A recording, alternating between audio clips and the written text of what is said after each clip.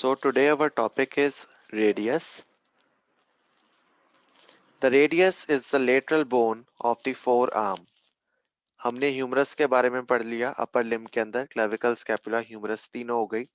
अब हम four arm की तरफ आते हैं। फोर आर्म मतलब हमारे एल्बो से नीचे वाली जो आर्म है, उस आर्म के अंदर लेटरल साइड मतलब आपके थंब के साइड वाली जो बोन है, that is the radius. So the radius is the lateral bone of the four arm. It is homologous with the tibia of the lower limb. Lower limb में हमारी four leg के अंदर tibia होती है एक bone, और ये जो रेडियस है ये उस टिबिया के साथ होमोलोगस है उसके स्ट्रक्चर के अंदर. It has an upper end, lower end and a shaft.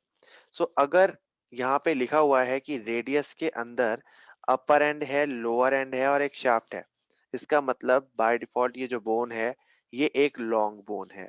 So radius it is a long bone which lies laterally in the forearm. और ये बोन जो है ये होमोलोगस है टिबिया के साथ लोअर लिम्ब की, जो जो लोअर लिम्ब में प्रेजेंट है. And it has an upper and, then a lower end and a shaft. That's why radius is a long bone.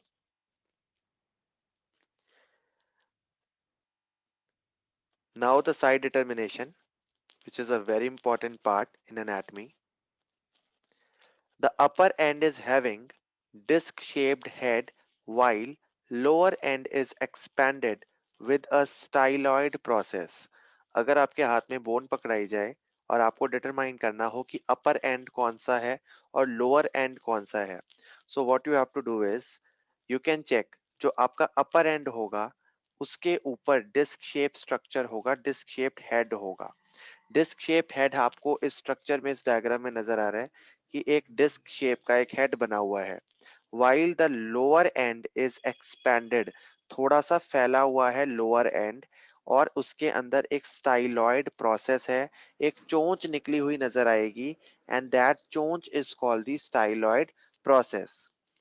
At the lower end, the anterior surface is in the form of thick prominent ridges.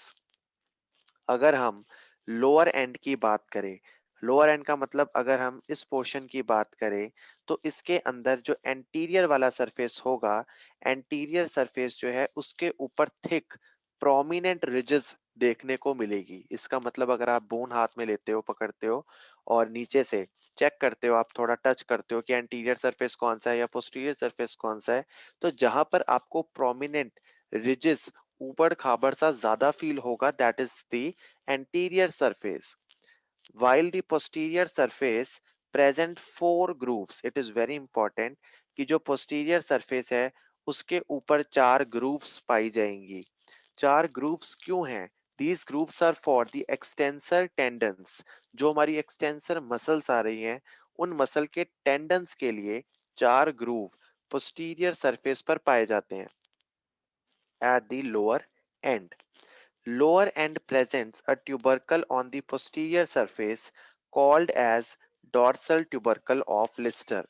जब हम अलग से अपर end lower and पढ़ेंगे then हम इसके बारे में और डिटेल में जानेंगे, लेकिन अभी हमें ये जानना है कि जो हमारा लोअर एंड होता है वहां पर एक ट्यूबरकल है, और वो ट्यूबरकल भी पोस्टीरियर सरफेस पर है. सो पहली बात तो लोअर एंड पर, और उसमें भी पोस्टीरियर सरफेस पर कौन है? एक ट्यूबरकल है, and that tubercle is a dorsal tubercle of Lister. Tubercle of Lister उसका नेम है. The sharpest border of the shaft is the medial border close to the neck. It presents a radial tuberosity. इस bone के अंदर when you are checking the borders on the bone, so जो sharpest border होगा, जो सबसे ज्यादा तीखा border होगा, वो हमेशा मीडियल बॉर्डर होगा बोन का. इसका मतलब वो आपकी बॉडी की तरफ लाई करेगा, towards your body, close to the neck. अगर हम बात करें ऊपर हेड है, then there is a neck. ऊपर head, then there is a neck, उसके बाद पूरी शाफ्ट है, then there is a lower end. So बिल्कुल अगर हम देखें कि इसका sharpest border, let us consider ये वाला इसका शार्पेस्ट बॉर्डर है, मान लेते हैं. So there will be a tubercle at the neck. सो जो ट्यूबरकल है नेक के ऊपर, that is called the radial tuberosity. The tuberosity at the neck, or we can say close to the neck, on the shaft of the medial border, then that is called the radial tuberosity. Now, what are the features of upper end? The features of upper end are the head is disc shaped and is covered with hyaline cartilage. So जो आपको यहाँ नजर आ रहा है yellow colour का जो structure बना है, दिस इज द हेड. ये डिस्क जैसा है, गोल है, और इसके ऊपर जो कवरिंग है वो हायालाइन कार्टिलेज से हुई हुई है. So I am drawing here कि यहाँ इसके ऊपर there is a covering and this is the hyaline green coloured hyaline cartilage. So head जो है वो डिस्क शेप है, उसके ऊपर जो कवरिंग है that is the hyaline cartilage covering. It has a superior concave surface which articulates with the capitulum of the humerus at the elbow joint. ये जो आपको हेड नजर आ रहा है, ऊपर का पोर्शन नजर आ रहा है, ये सुपीरियरली मतलब कि ऊपर से अगर इसको कोई देखेगा तो ये कॉनकेव है. सो ऊपर से ये इस तरीके से कॉनकेव होती है. ये क्यों कॉनकेव होती है? कि जो ऊपर ह्यूमरस बोन का कैपिट्यूलम है वो इसके साथ यूनाइट कर पाए, इसके साथ आर्टिकुलेट कर पाए. वी नो ह्यूमरस जो है उसके नीचे there are there are two things which helps in the articulation, the articulating parts. एक होता है ट्रोक्लियर जो थोड़ा डमरू शेप्ड होता है स्ट्रक्चर कुछ इस तरीके का, और एक होता है कैपिट्यूलम जो गोल होता है. एंड वी नो कि जो कैपिट्यूलम है, कैपिट्यूलम ये हमेशा यूनाइट करता है या आर्टिकुलेट करता है किसके साथ? रेडियस के साथ. So capitulum it articulates with the radius, और कहाँ करता है? रेडियस की हेड के ऊपर जो सुपीरियर कॉन्केविटी नजर आ रही है, यहाँ पर इसका ये जो रेडियस का कैपिट्यूलम का जो हेड है सर्कुलर, ये यहाँ पर आके आर्टिकुलेट करेगा. So, the head is disc shaped and is covered with hyaline cartilage. It has a superior concave surface which articulates with the capitulum of the humerus at the elbow joint. The circumference of the head is also articular. मतलब है कि ये जो पूरा का पूरा गोल head है, इसकी जो सर्कमफेरेंस है, चारों तरफ बाउंड्री है, ये पूरी की पूरी आर्टिकुलेशन में हेल्प करती है, जॉइंट बनाने में हेल्प करती है. It fits into a socket formed by the radial notch of the ulna and the annular ligament. इसके अलावा क्या है कि जो आपका ये हेड है, अपर एंड का जो पोर्शन हमारे नजर आ रहा है, इसके ऊपर there is a radial tuberosity. ये रेडियल ट्यूबरोसिटी अल्ना की रेडियल नॉच के साथ जुड़ जाती है, एक सॉकेट बना लेती है. जैसे हम घर के अंदर एक सॉकेट में प्लग इन करते हैं, उसी तरीके से यहाँ पर भी क्या होगा कि there is a bone ulna. अगर हम अल्ना बोन की यहाँ पे बात करें, सो अल्ना के अंदर यहाँ पर एक नॉच है. This is a notch in the ulna, जो मैंने रेड से बोल्ड कर दिया है. इस नॉच के अंदर ये रेडियल ट्यूबरोसिटी आर्टिकुलेट कर जाएगी. किसके साथ करेगी? एन्युलर लिगामेंट के साथ करेगी. जब हम पढ़ेंगे रेडियो अल्नर जॉइंट, तब ये चीज वहां पे और डिटेल में आएगी. Thus, it is forming the superior radio-ulnar joint. So this joint, it is present above, it is present superiorly. That's why हमने लिख दिया ये superior joint है. Radio-ulnar क्यों? क्योंकि ये radius और ulna के बीच में बन रहा है. The neck is enclosed by a narrow lower margin of the annular ligament. The head and neck are free from the capsular attachment and can rotate freely within the socket. So, in the upcoming videos, हम supination and pronation के बारे में भी पढ़ेंगे. जब भी हम अपने हाथ को उल्टा या सीधा करते हैं, ऊपर की तरफ अपने पाम को फेस करते हैं, नीचे की तरफ फेस करते हैं, उस टाइम पर हमारी रेडियस और अल्ना ये दोनों आपस में घूम रही होती हैं, आपस में मूव कर रही होती हैं. सो ये जो दोनों बोन्स हैं, ये कहाँ मूव करती हैं? They move at the radio ulnar joint. तो रेडियो अल्नर जॉइंट के अंदर ऐसी कुछ खासियत होनी चाहिए कि ये जो दोनों बोन्स हैं ये इजीली घूम पाए, मूव कर पाए. सो इसीलिए जो एन्युलर लिगामेंट है वो हेड पर और नेक पर कम होता है, नहीं होता है. और जो कैप्सूलर अटैचमेंट होती है, जो जॉइंट का कैप्सूल होता है, वो कभी भी हेड और नेक पर नहीं आता. अगर कैप्सूल ने हेड और नेक को आपस में बांधा ही नहीं, तो हेड और नेक इजीली मूव कर पाएंगे, रोटेट कर पाएंगे. सो यहाँ यही लिखा है, the head and the neck are free from the capsular attachment and it can rotate freely within the socket. The tuberosity lies just below the medial part of the neck. So हमने पहले भी determination में पढ़ा, side determination में, कि जो radial tuberosity है वो हमेशा मीडियल बॉर्डर की तरफ होगी, और ये हमें कैसे पता लगेगा मीडियल बॉर्डर कौन सा है? जो शार्पेस्ट बॉर्डर होगा। It has a rough posterior part and a smooth anterior part. ये जो ट्यूबरोसिटी है, इसका एंटीरियर पार्ट स्मूथ होगा, वेयर एज इसका पोस्टीरियर पार्ट जो है वो आपको थोड़ा सा रफ फील होगा।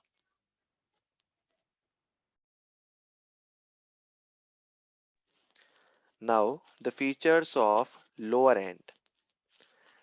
The lower end is the widest part of the bone. It has 5 surfaces. तो रेडियस पढ़ने के लिए जो लोअर एंड है, it is very very important. The anterior surface is in the form of thick prominent ridge. The radial artery is palpated against this surface. तो आप सबने देखा होगा कि जब भी आप किसी डॉक्टर के पास विजिट करते हैं, तो वो आपकी पल्स चेक करने के लिए रेडियल आर्टरी को पाल्पेट करता है, आपके थंब के साइड से रेडियल आर्टरी को पकड़ के पाल्पेट करता है और आपको बताता है, आपको चेक करता है. सो वो एक्चुअल में कहाँ पे करता है? लोअर एंड के एंटीरियर सरफेस पर रेडियल आर्टरी को पाल्पेट करा जाता है. सो रेडियल आर्टरी पाल्पेट हुई, कहां पर हुई? एंटीरियर सरफेस पर हुई. किसके एंटीरियर सरफेस पर हुई? लोअर एंड के एंटीरियर सरफेस पर. तो एंटीरियर सरफेस की क्लियर हो गई हमारी बात. Next one is the posterior surface. It present 4 groove for the extensor tendon. The dorsal tubercle of Lister lies lateral to an oblique groove. अब पीछे की तरफ posteriorly अगर हम देखते हैं लोअर एंड को, तो वहां पर 4 ग्रूव्स पाए जाते हैं. चारों ग्रूव्स जो है वो एक्सटेंसर टेंडन्स के लिए है. एक्सटेंसर टेंडन्स का मतलब जो भी मसल्स एक्सटेंशन करवाने में हेल्प करेंगी, वो किसी ना किसी टेंडन के द्वारा बोन से जुड़ी हुई है. सो वो टेंडन्स जो है वो इन ग्रूव्स के थ्रू जुड़ते हैं या यहाँ से पास होते हैं. The medial surface is occupied by the ulnar notch of the head of the ulna. The medial surface is occupied. Now जो इसका medial surface है लोअर एंड का, मीडियल सरफेस जो होगा वो ऑक्यूपाई कर लिया किसने? अल्नर की नॉच ने कर लिया. For the head of the ulna, कि वहां पर अल्ना का हेड आकर चिपक सके, जुड़ सके. Okay, so there is a ulnar notch, आपको दिख रहा होगा यहाँ पर. This is a medial surface, this is a medial surface, और यहाँ पर ये अल्ना की नॉच आ जाएगी जो इसके अंदर आके फिट हो गई है. So the medial surface is occupied by the ulnar notch for the head of the ulna. The lateral surface is prolonged downward to form the styloid process. तो जो आपके थंब की साइड वाला सरफेस होगा वो थोड़ा सा नीचे की तरफ जाएगा, वो थोड़ा सा नीचे जाएगा, थोड़ा सा पॉइंटेड होगा, तीखा सा एक प्रोसेस बनाएगा, and that process is called the styloid process.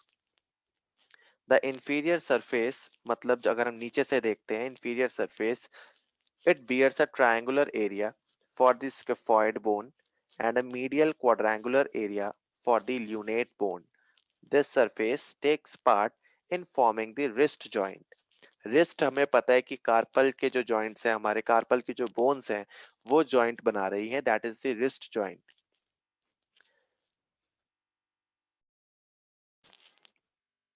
Now these carpal bones, इनमें से specially scaphoid bone and the lunate bone, इनका पर्टिकुलर आर्टिकुलेशन जो है वो हमारा रेडियस के लोअर एंड पर होता है. कहाँ पर होता है?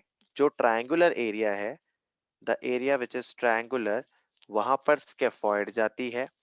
And the area which is quadrangular, quadrangular मतलब रेक्टेंगल जैसा, स्क्वायर जैसा, वहां पर ल्यूनेट बोन जाती है. So let me show you clearly with the diagram.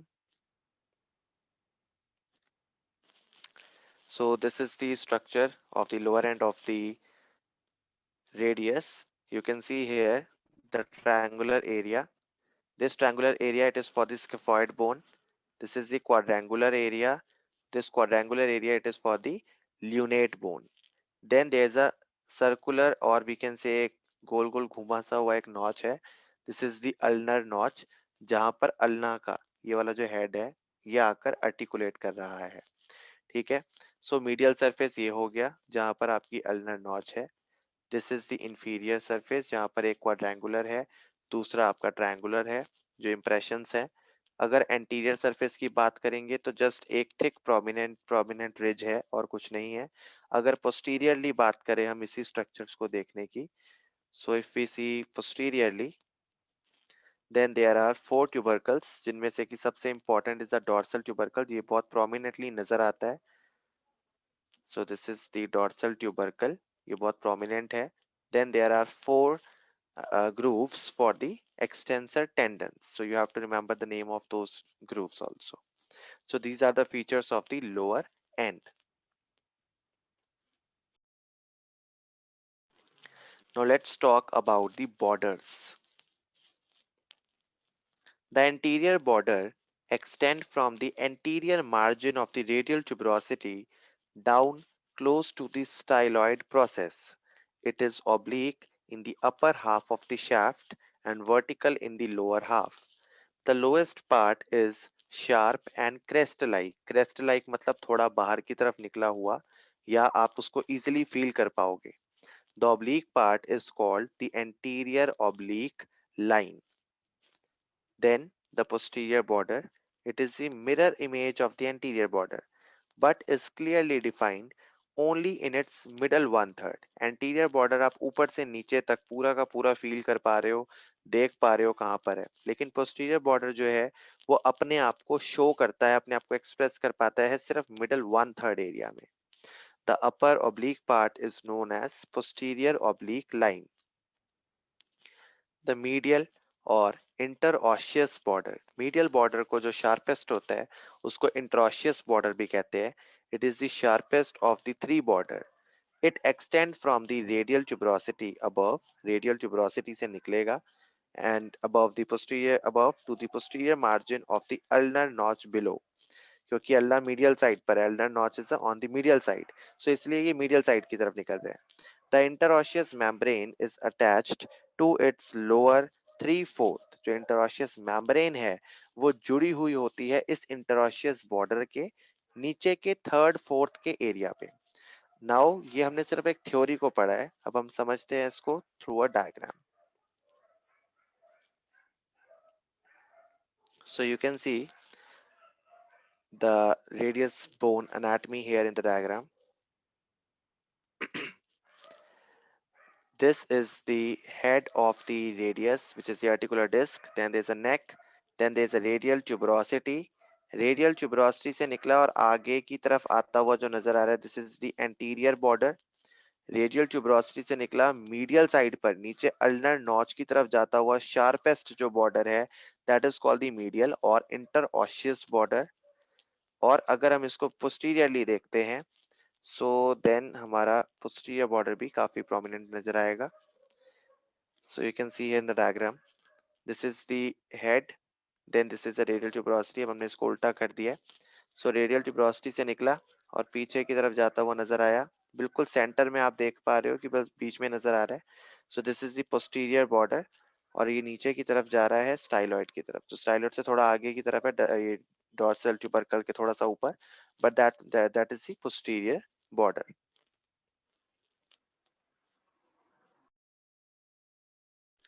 Now the surfaces, there are 3 surfaces: anterior surface, posterior surface, and the lateral surface. The anterior surface lies between the anterior and interosseous border. So anterior border और interosseous border के जो बीच वाला area होगा, this area, this area is the anterior surface. The posterior surface lies between the posterior and interosseous border. So again एक posterior border होगा, this one is the interosseous border. यहाँ पर आपका आ गया posterior border. So इसके बीच वाला जो area है, this area is the posterior surface. Then third one is the lateral surface. It lies between the anterior and the posterior border. It show a roughened area in its middle part. तो अगर हम बिल्कुल दोबारा से यहाँ पे, ये clearly visible नहीं होगा लेटरल सरफेस, अगर एंटीरियर बॉर्डर और इसके पीछे से नजर आएगा पोस्टीरियर बॉर्डर, इनके बीच वाला जो एरिया होगा, this area is called the lateral surface.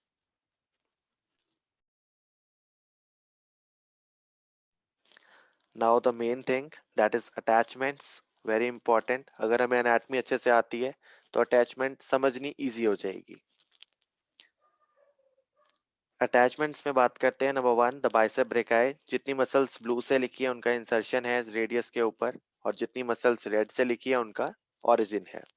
The bicep brachii is inserted into the rough posterior part of the radial tuberosity।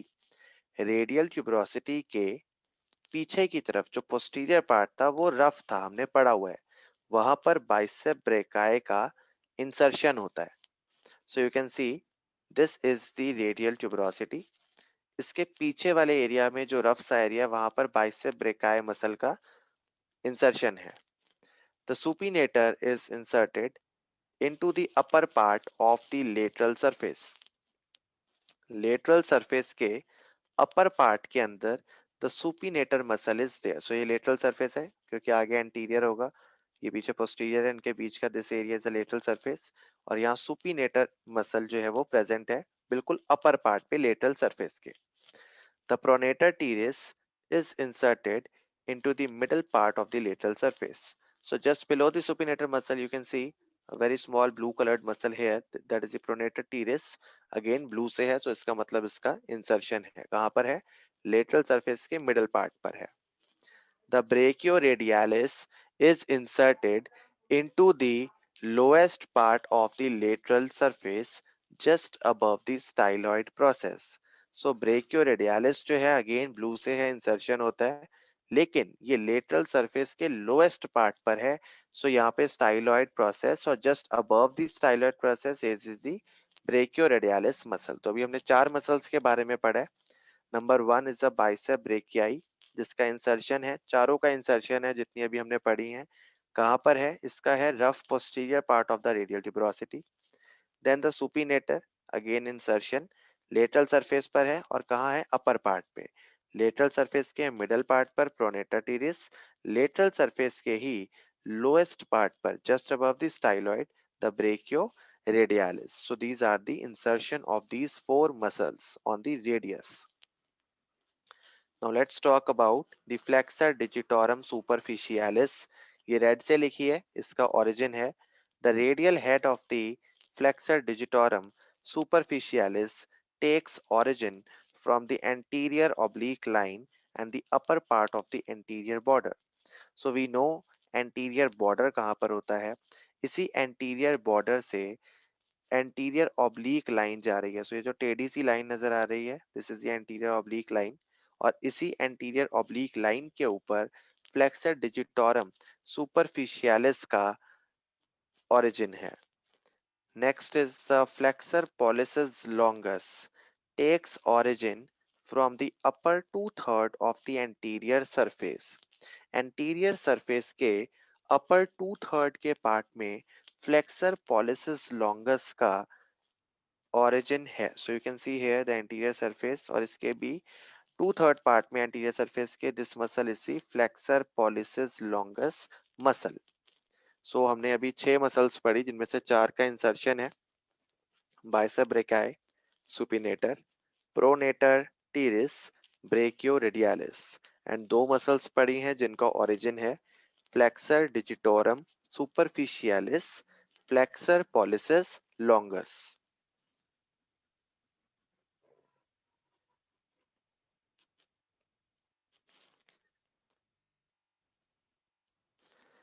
Now, the next muscle is the pronator quadratus, is inserted into the lowest part of the anterior surface and into the triangular area on the medial side of the lower end.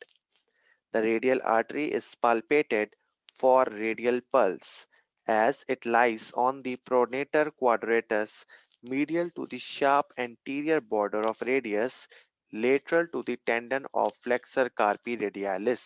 Now this point is little bit complex, तो इसको simple करते हैं पहले, कि हमने बात करी है प्रोनेटर क्वाड्रेटस मसल की। इसका इंसर्शन होता है, हमें देख के पता लग रहा है क्योंकि हमने ब्लू से इसको लिखा हुआ है। कहाँ होता है insertion, into the lower part of the anterior surface. तो एंटीरियर सरफेस के, ये एंटीरियर सरफेस है, ये जो आपको नजर आ रहा है इस पिक्चर में, इस एंटीरियर सरफेस के लोअर पार्ट, ये नीचे वाला पार्ट है, उसके अंदर ये प्रेजेंट है, and into the triangular area also, triangular area पर भी है थोड़ा सा जो उस साइड पर होगा, on the medial side of the lower end. So ये लोअर एंड का मीडियल साइड ये वाला है। हमें कैसे पता लग रहा है मीडियल साइड है? क्योंकि स्टाइलॉइड यहाँ है, स्टाइलॉइड लाइज लेटरली। सो अगर स्टाइलॉइड लेटरल है, so it is but obvious कि ये वाला पार्ट मीडियल होगा। सो ये थोड़ा सा, ये जो आपको ब्लू मसल नजर आ रही है, ये थोड़ा सा इस साइड भी गई हुई होगी। द रेडियल आर्टरी को हम पालपेट करते हैं इसी के ऊपर, यहीं से इसी तरीके से रेडियल आर्टरी को पालपेट करा जाता है। क्यों करा जाता है? रेडियल पल्स के लिए करा जाता है। और रेडियल पल्स के लिए यहीं पे क्यों हम करते हैं पालपेट? क्योंकि रेडियल आर्टरी जो है वो इसी प्रोनेटर क्वाड्रेटस के ऊपर लाई करती है। अब वो कैसे करती है, हमें आगे वाली स्टोरी जानने की जरूरत नहीं है कि जी ये शार्प एंटीरियर बॉर्डर के मीडियल है या लेटरल है। हमें इतना रखना है कि ये प्रोनेटर क्वाड्रेटस के ऊपर से ही हमें रेडियल आर्टरी जो है वहां से जाती है और यहीं पर रेडियल पल्स को चेक करा जाता है। Next one is the abductor pollicis longus and extensor pollicis brevis. These two muscles, they have origin, that's why लिखा है they arise. So the abductor pollicis longus and the extensor pollicis brevis arise from the posterior surface. So posterior surface पे आपको नजर आ रहा है extensor pollicis brevis, ये रही abductor pollicis longus on this side. So these are the two muscles जिनको origin है on the posterior surface of the radius. Now green से जितने लिखे हैं these are the ligaments. The quadrate ligament is attached to the medial part of the neck. Neck के medial part पर, जो neck कहाँ थी? head के थोड़ा सा नीचे थी, उसके भी medial part पर जहाँ पर आपके पास radial tuberosity थी, वहां पर there is a ligament, that is the quadrate ligament. Next is the oblique cord is attached on the medial side just below the radial tuberosity. So radial tuberosity के just नीचे एक oblique line है, oblique line के आसपास एक oblique टेढ़ी सी cord होती है, and that is oblique cord is the ligament. The articular capsule of the wrist joint बनता है आपका lower end के साथ, और वहां पर obviously articular capsule होगा तभी आपका एक joint है। अगर articulation हो रही है तो उसके आसपास एक चार दीवारी का कैप्सूल होगा।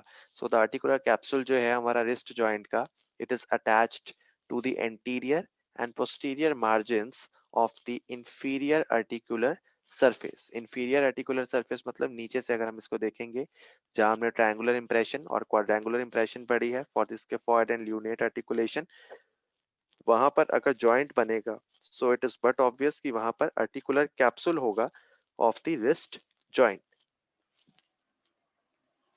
The interosseous membrane is attached to the lower 3/4 of the interosseous border. जो इंटरऑशियस बॉर्डर है, मतलब जो कि मीडियल बॉर्डर है या शार्पेस्ट बॉर्डर है, वहां पर इंटरऑशियस मेम्ब्रेन नाम से एक लिगामेंट की लेयर, पतली सी एक प्लेट लाइक लेयर जो है पेपर लाइक लेयर, वहां पर अटैच्ड है, and that is the interosseous membrane. Interosseous membrane के बारे में डीपली हम प्रोनेशन एंड सुपिनेशन में पढ़ेंगे कि इस मेम्ब्रेन में ऐसा क्या होता है कि आपकी जो आर्म है वो मूव करती है, प्रोनेट करती है या सुपिनेट करती है. So this is all about the attachment. Now the next and the last heading is the clinical anatomy. The radius commonly get fractured about 2 centimeter above its lower end. तो यहाँ पर ही क्यों हुआ? लोअर एंड के 2 centimetre के ऊपर ही क्यों हुआ? Because it is the weakest part, and this kind of fracture is called the Qualis fracture. So Qualis fracture is the fracture of the radius which occurs 2 centimeter above of the lower end of the radius. This fracture is caused by a fall on the outstretched hand. Again, diffuse injury, जब कोई अपने हाथों के बल गिरता है. The distal fragment is displaced upward and backward, and the radial styloid process comes to lie proximal to the ulnar styloid process. अब ये लिखा हुआ है कि इसके अंदर ऐसी क्या दिक्कत आ जाती है कि जो डिस्टल फ्रेगमेंट होती है, जो टूटी हुई फ्रेगमेंट है, कई बार वो आगे पीछे ऊपर नीचे की तरफ मूव कर जाती है, डिस्प्लेस कर जाती है ज्यादा सीवियर इंजरी पर, और जो आपके रेडियस की स्टाइलॉइड प्रोसेस है वो पास आ जाती है, प्रॉक्सिमल हो जाती है किसके, अल्नर की स्टाइलॉइड प्रोसेस के। अल्नर की स्टाइलॉइड प्रोसेस हमें यहाँ नजर आ रही है, this one is the ulnar की स्टाइलॉइड प्रोसेस, और यहाँ आपकी है रेडियस की। सो ये रेडियस की स्टाइलॉइड प्रोसेस अल्नर की स्टाइलॉइड प्रोसेस के पास आ गई है। If the distal fragment gets displaced anteriorly, it is called Smith fracture. अगर आपका distal fragment आगे की तरफ anteriorly, अगर हम देखते हैं anterior की तरफ displace होता है, then it is called the Smith fracture. So you can see here कि extension fracture of the radius, it is a Colles fracture. And in this diagram anteriorly आगे की तरफ ही हो गया, आपको दिख रहा है यहाँ से एकदम से एक बल्ज सा आ गया, आगे की तरफ फ्रैक्चर हुआ। So flexion fracture of the radius, it is the Smith fracture. So आपको इसको एक्सटेंशन क्यों बोला, क्योंकि ये बैकवर्ड पीछे की तरफ जा रहा है, सो इसलिए एक्सटेंशन फ्रैक्चर है, और ये आगे की तरफ बोन आ रही है, इसलिए इसको बोल दिया flexion fracture. So this is just for the remembering criteria. A sudden powerful jerk on the hand of a child may dislodge the head of the radius from the grip of the annular ligament. This is known as subluxation of the head of the radius, या हम इसको common भाषा में pulled elbow कहते हैं। आपको diagram में दिख रहा है कि एक बच्चा है, बच्चे की जो आर्म है, जब उसके पेरेंट्स या कोई भी जो गार्जियंस है वो खींचते हैं या बच्चे को पकड़ के घुमाते हैं या खेलते हैं, तो कई बार क्या होता है कि उनकी थोड़ा ज्यादा खिंचाव लग जाता है, ज्यादा एक जर्क, पावरफुल जर्क लग जाता है चाइल्ड के हैंड पे, और उससे क्या होता है कि जो रेडियस का हेड है वो ग्रिप खो देता है अपनी, रेडियस की हेड जो है वो ग्रिप खो देता है। ये लिगामेंट आपको नजर आ रही है, ये नॉर्मल एल्बो है, लेकिन अगर पुल हो गई तो क्या हो गया, इसने रेडियस का हेड जो है ये ऊपर की तरफ चला गया, यहाँ जो आर्टिकुलेशन सही से थी, यहाँ जो आर्टिकुलेशन है वो यहाँ पर आर्टिकुलेशन नहीं रही, so the ligament it get torn. So this is known as the subluxation, कि जब वो बाजू निकल गई एक एल्बो के जॉइंट से। The head can normally be felt in the hollow behind the lateral epicondyle of the humerus, क्योंकि रेडियस आपका लेटरल साइड पर है, कैपिट्यूलम के साथ जुड़ा होता है, वो भी लेटरल साइड पर है। अगर हम लेटरल साइड को पाल्पेट करते हैं, चेक करते हैं, सो हमें पता लगता है कि वो एरिया इज हॉलो। हॉलो क्यों है, क्योंकि वहां पर पुल्ड एल्बो हो गई है या सबलक्सेशन हो गई है हेड ऑफ द रेडियस। सो हमने क्लिनिकल एनाटमी में बेसिकली कॉलेज फ्रैक्चर पढ़ा, उसी की मॉडिफिकेशन में हमने पढ़ लिया कि स्मिथ फ्रैक्चर भी होता है, and the second one is the pulled elbow, जिसको हम बोलेंगे subluxation of the head of the radius.